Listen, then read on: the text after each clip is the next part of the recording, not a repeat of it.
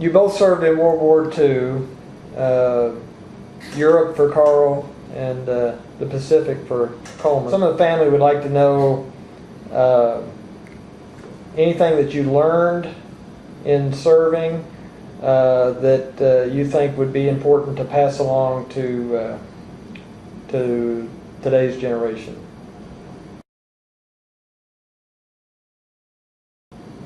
Well, I went in and served 6 months after it started, and I got out 6 months after it was over.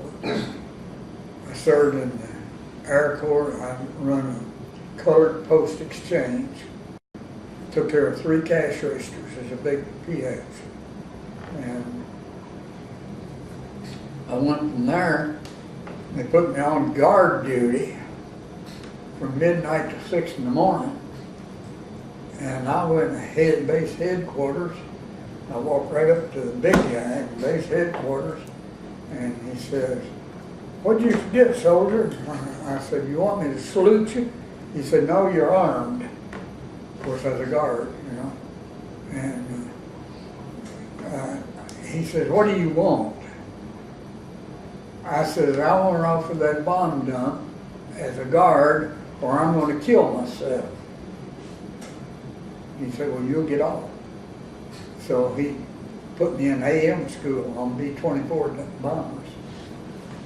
I got drafted out of the Air Corps after I'd been in there for a year and a half, maybe 2 years.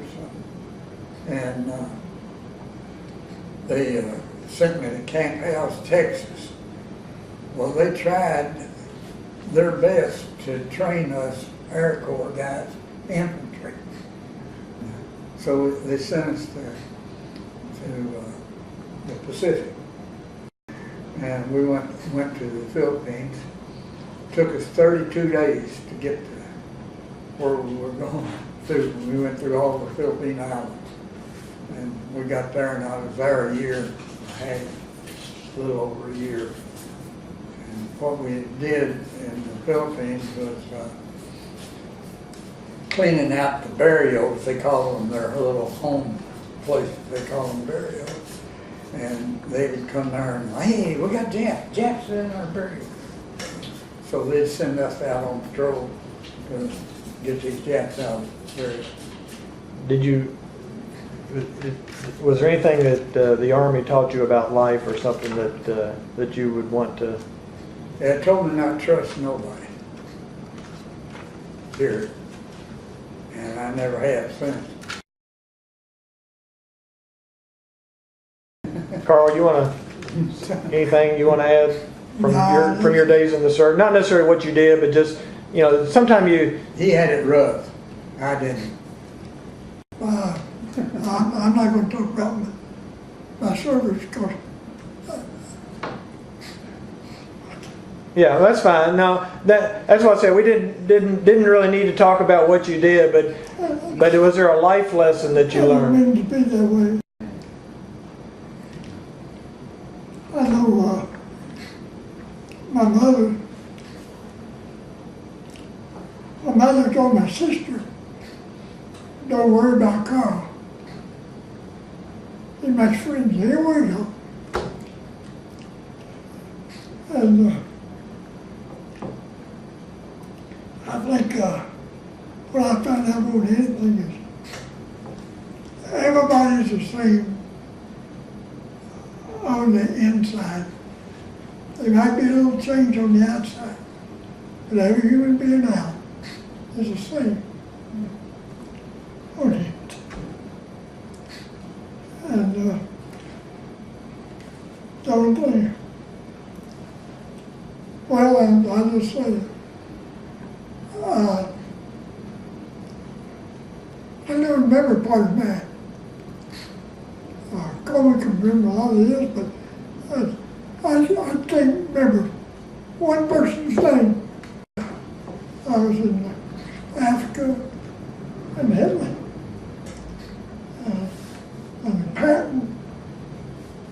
George Patton in Africa, and Mark Clark in Italy. And I met Jill Montgomery, shook hands with her. British, so And I met Roosevelt in Little Rock, Arkansas.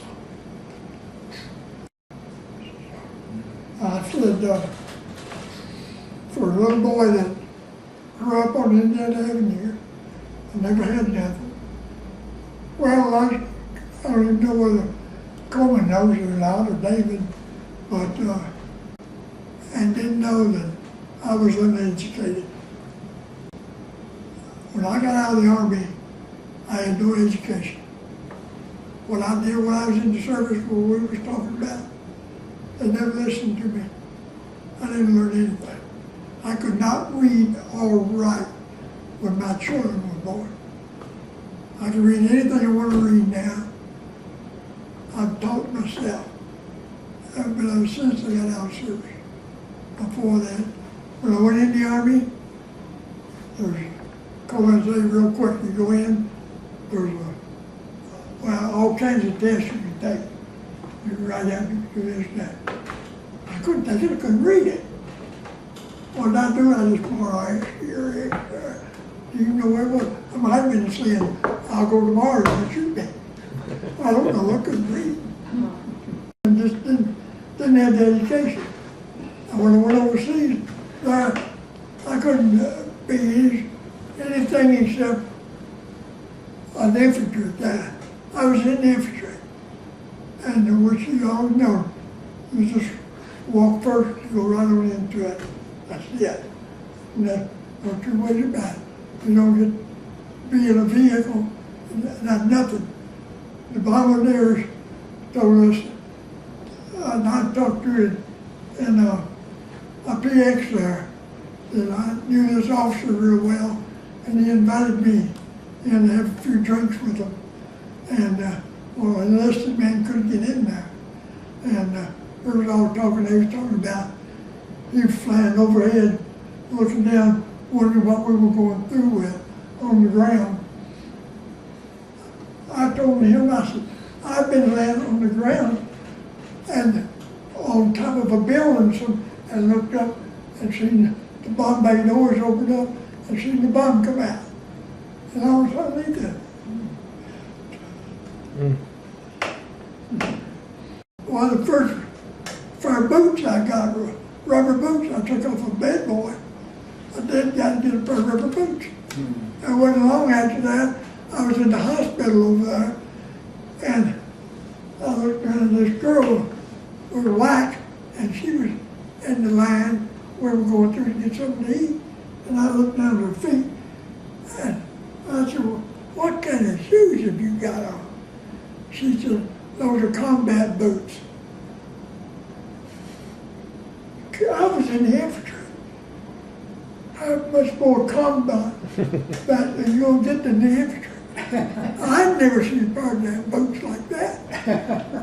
I said, she said, they're combat boots. Okay.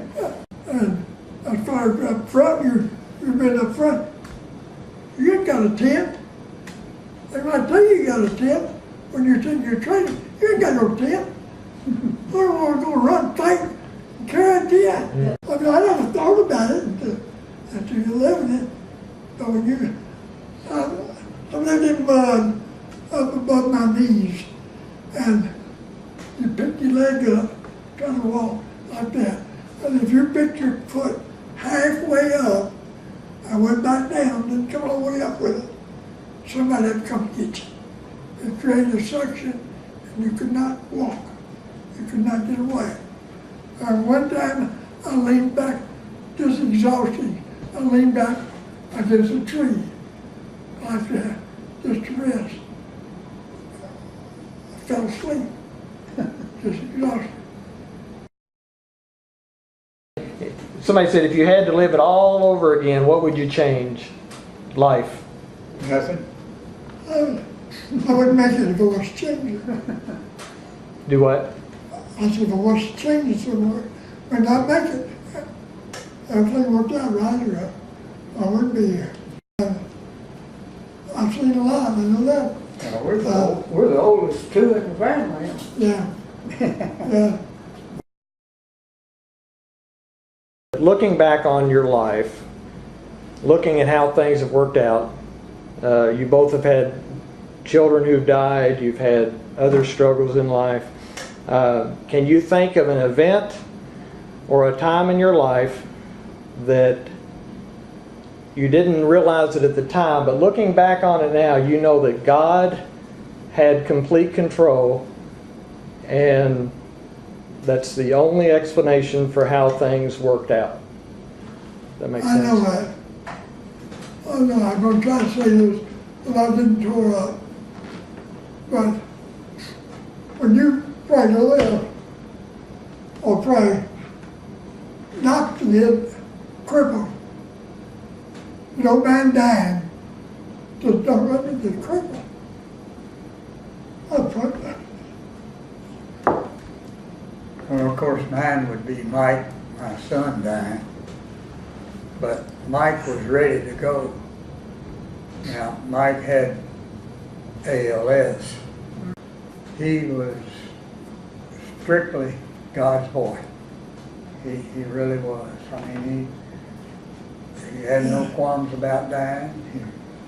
He made a good witness while he was alive, and we still think a lot of him. I mean,